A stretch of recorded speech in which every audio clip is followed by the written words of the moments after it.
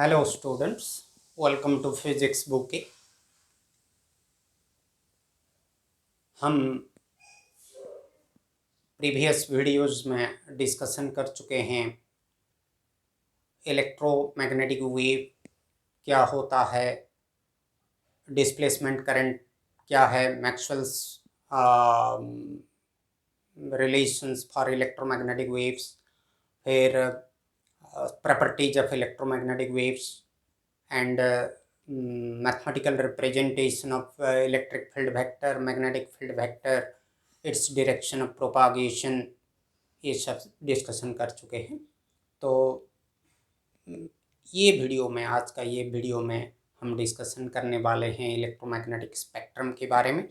तो electromagnetic spectrum के बारे में डिस्कशन शुरू करते हैं। तो ये जो इलेक्ट्रोमैग्नेटिक स्पेक्ट्रम है, ये क्या होता है? हमारा कई सारे इलेक्ट्रोमैग्नेटिक वेव्स हैं। तो जो इलेक्ट्रोमैग्नेटिक वेव्स होते हैं वो है जनरली गामा रे, फिर एक्स रे, फिर अल्ट्रा वायोलेट रे। ये अल्ट्रा वायोलेट को रिप्रेजेंट करता है, यूवी रे, फिर विजिबल लाइट, देन इंफ्रारेड रे, फिर माइक्रोवेव्स और radio waves.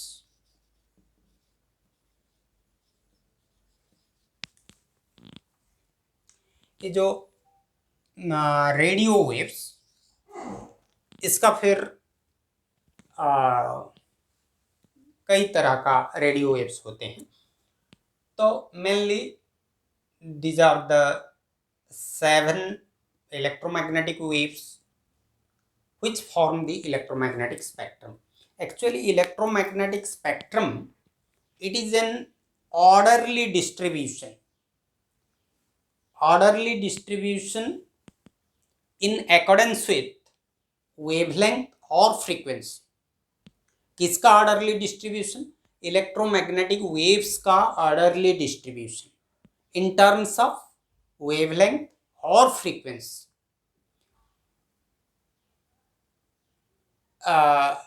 Having a distinct group, having distinct groups and having varieties of properties. So first thing, it is orderly distribution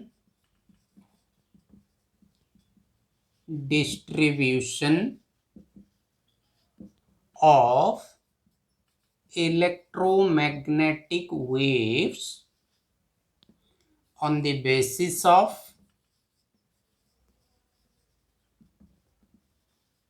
wavelengths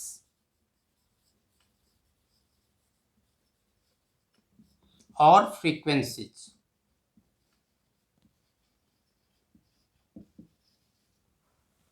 so wavelength और frequency के basis में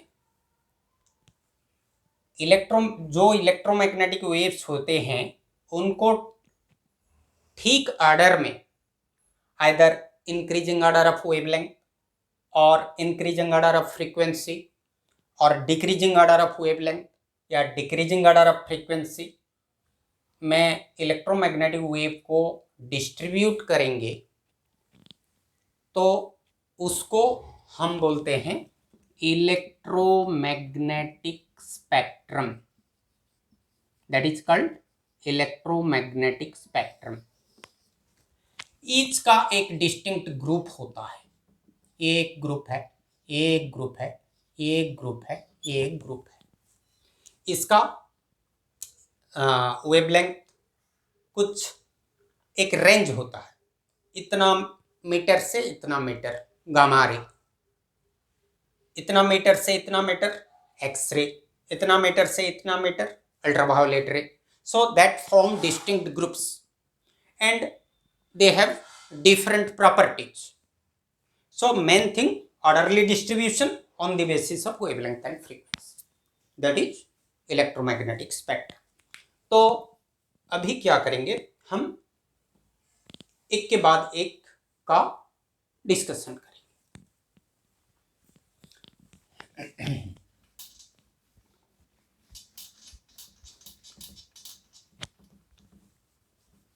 तो पहले gamma ray, सही, gamma ray जो भी electromagnetic spectrum में जो भी इलेक्ट्रोमैग्नेटिक वेव होते हैं, हम 4 चीजें डिस्कशन करेंगे.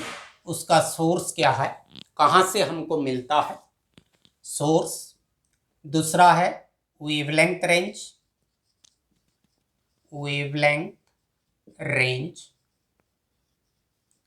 तीसरा है फ्रीक्वेंसी रेंज और रेंज ऑफ फ्रीक्वेंसी,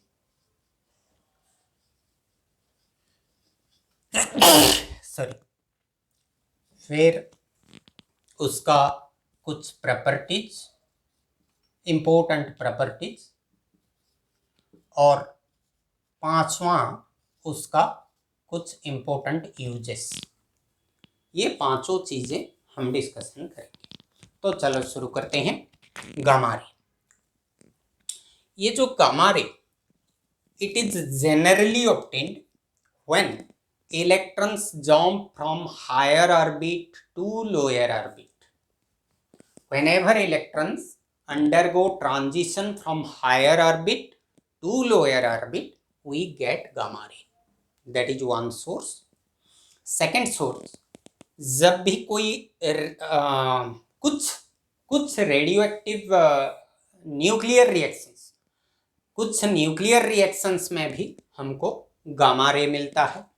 और कोबाल्ट 60 जो होता है, ये एक सोर्स है गामा रे का. ये हमारा जो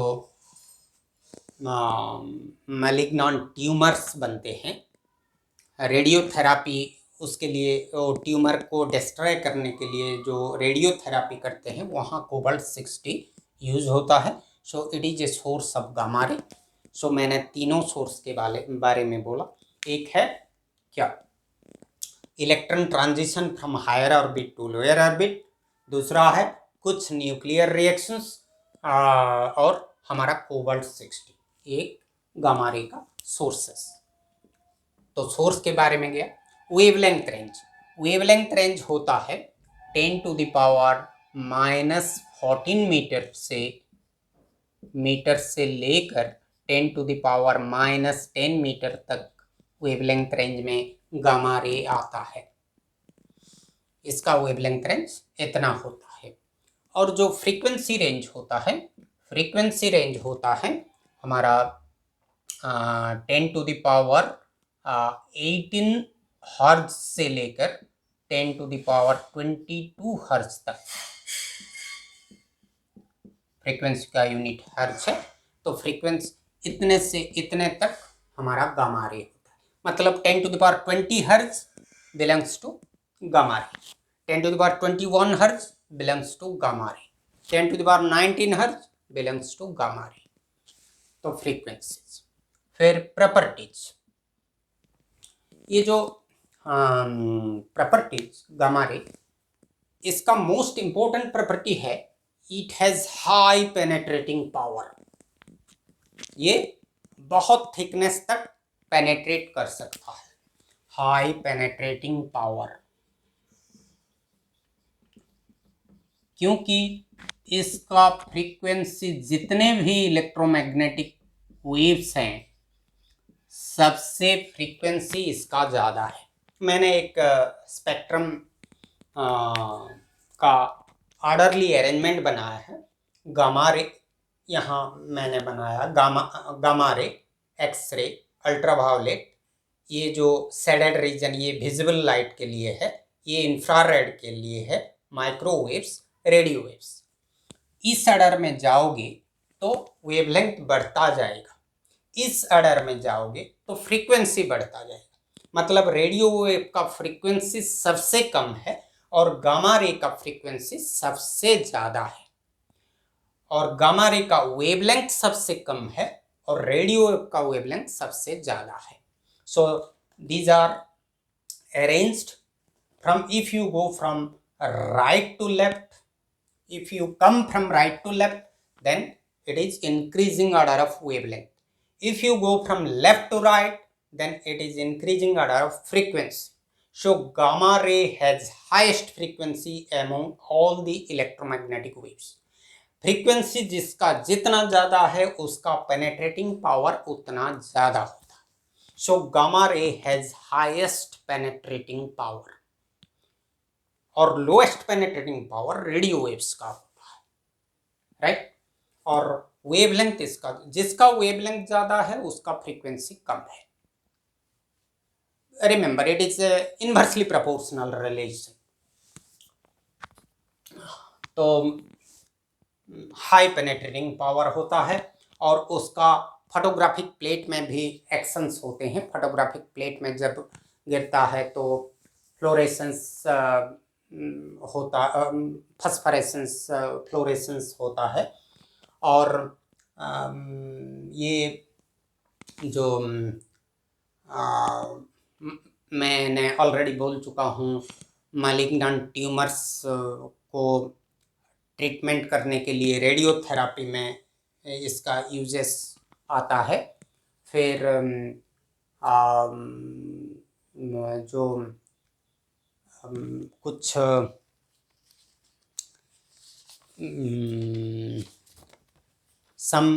कुछ न्यूक्लियर रिएक्शन को शुरू करने के लिए गामा रे उसके ऊपर इंसिडेंट करना पड़ता है. To start some nuclear, to initiate some nuclear reaction और to start some nuclear reactions, gamma ray is necessary.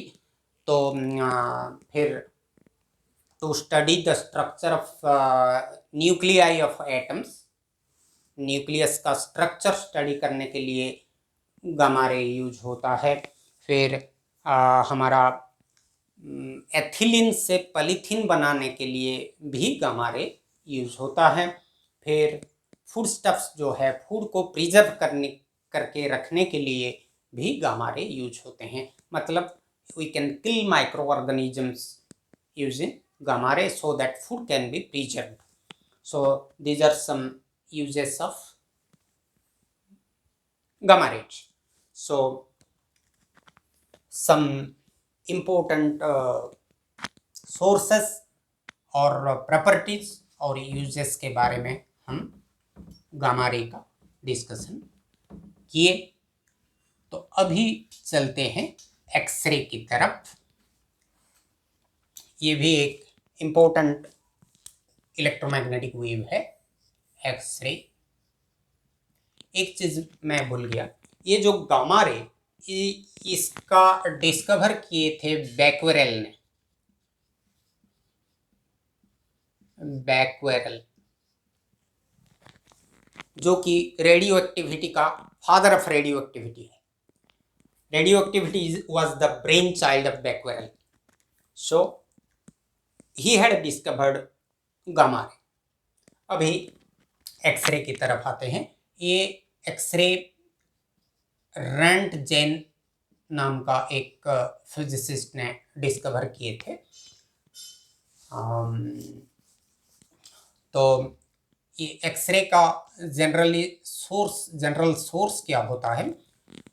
whenever a target of high atomic number, a target of high atomic number is bombarded with a beam of fast moving electrons, then we will obtain X-ray. Suppose this is a target. This target is of high atomic number. Atomic number is symbolized by the letter Z. If it is bombarded with a beam of fast moving electrons,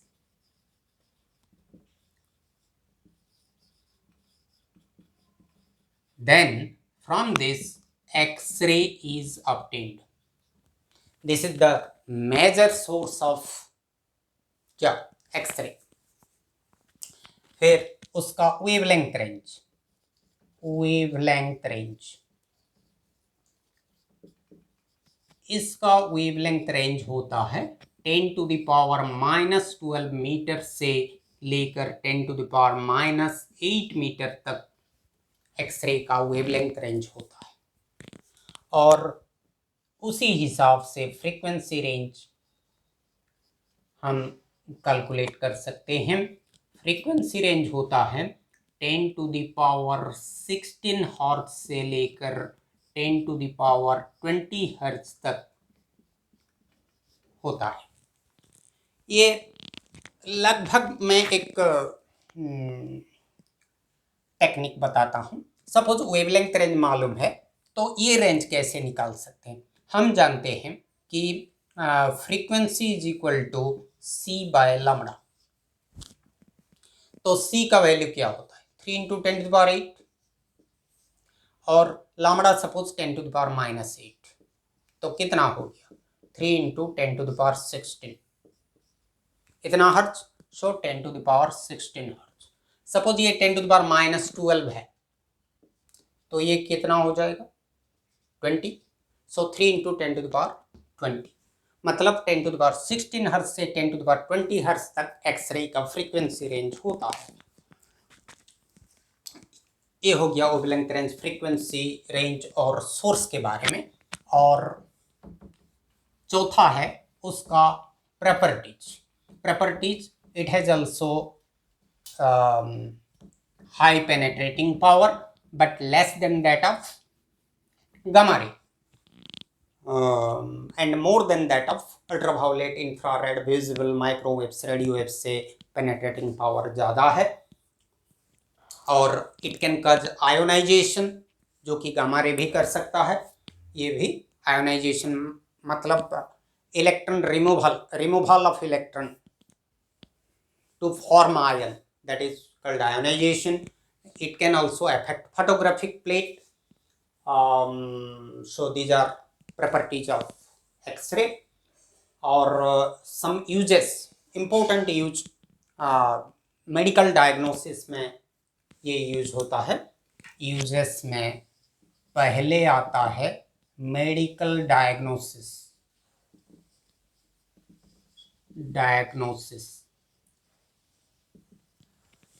Whenever there is a fracture in bone, by taking X-ray, we can see it in which place the breakage has occurred. Suppose एक child ने coin खा लिया, coin निगल लिया, तो वो coin body की कहाँ रह गया है वो भी एक्सरे करके हम पता कर सकते हैं। फिर कॉइन या बुलेट, गोली बॉडी का अंदर रह गया है तो कहाँ पर रह गया है, तो किस स्थिति में है, वो भी एक्सरे से पता कर सकते हैं। तो मेडिकल डायग्नोसिस में यूज होता है। दूसरा है ये जर्म किलिंग में यूज होता है, जो तुम्हारा स्टेरिलाइज करने के लिए जो सर्जिकल इंस्ट्रूमेंट्स होते हैं उसको स्टेरिलाइज करने के लिए भी एक्सरे इंसिडेंट किया जाता है। फिर अनदर इम्पोर्टेंट यूज है टू स्टडी क्रिस्टल स्ट्रक्चर।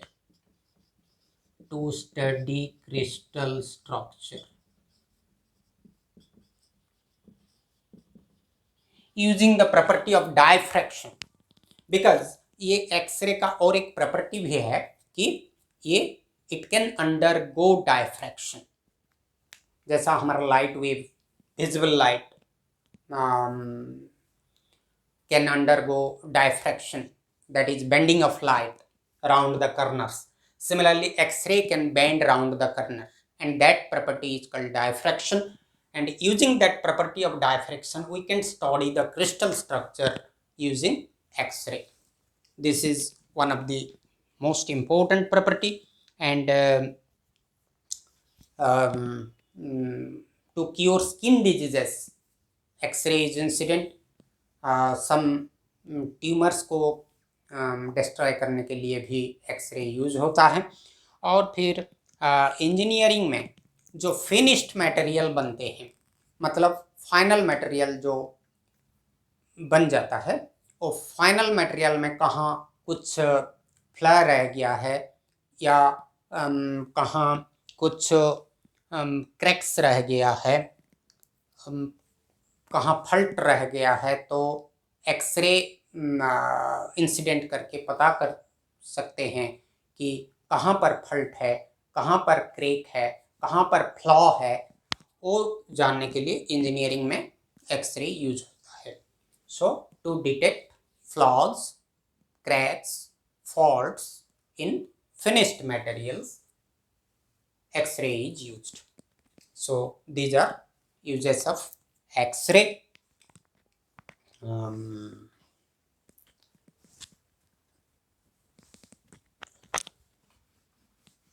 और एक्सरे का डिस्कवरी के बारे में मैंने बोला। Next will discuss about ultraviolet रे। अल्ट्रावायोलेट रे, इसका मेजर सोर्स है हमारा सन।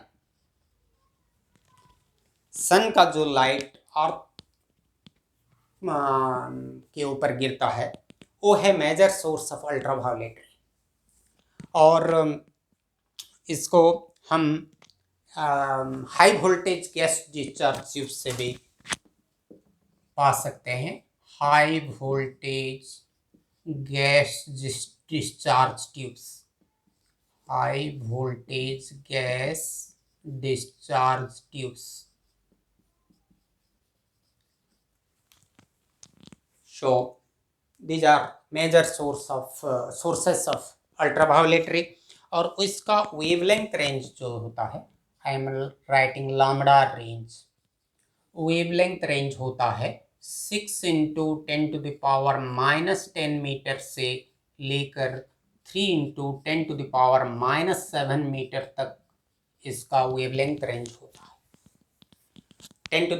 लगभग 10⁻11 मीटर से लेकर 10⁻7 मीटर तक।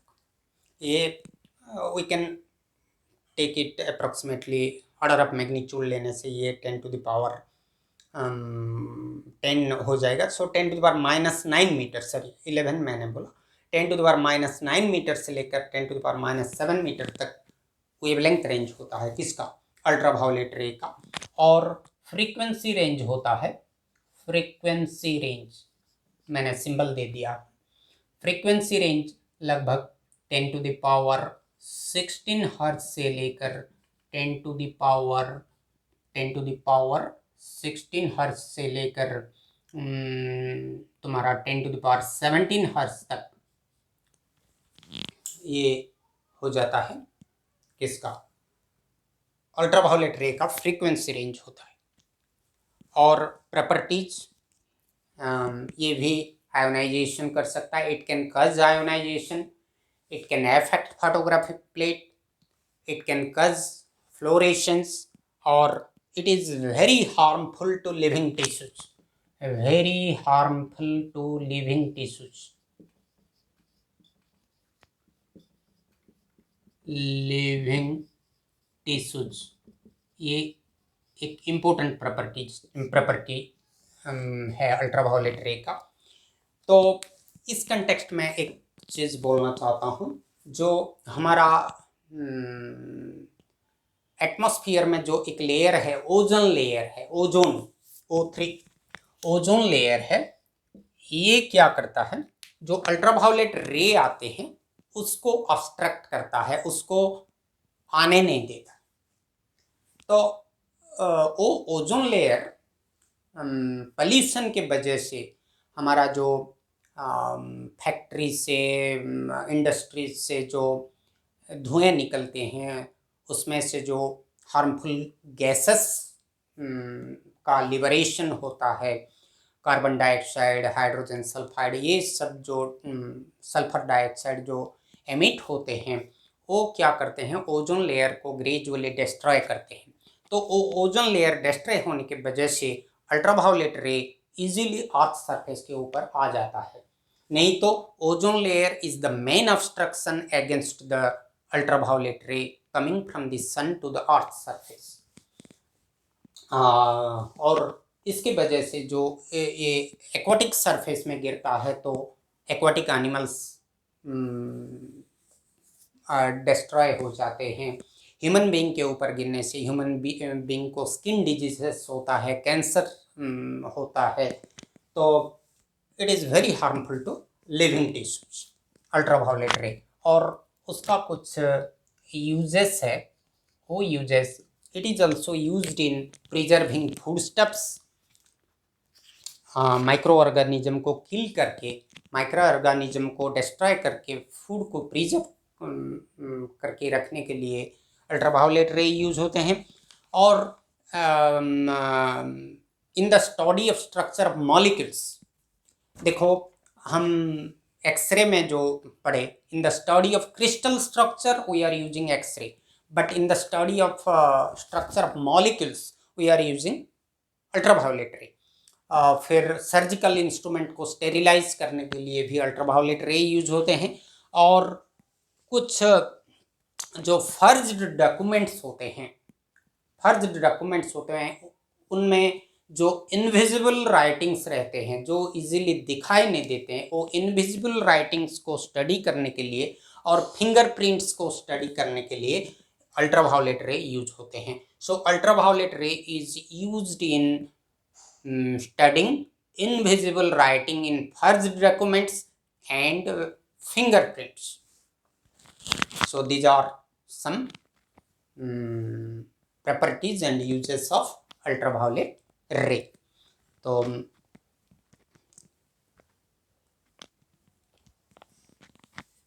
और हमारा रह गया विजिबल लाइट, इंफ्रारेड रे, फिर माइक्रोवेव्स और रेडियो वेव्स।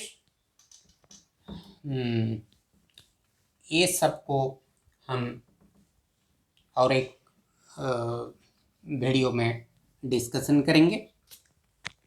ये वीडियो में इतना ही, तो बाय।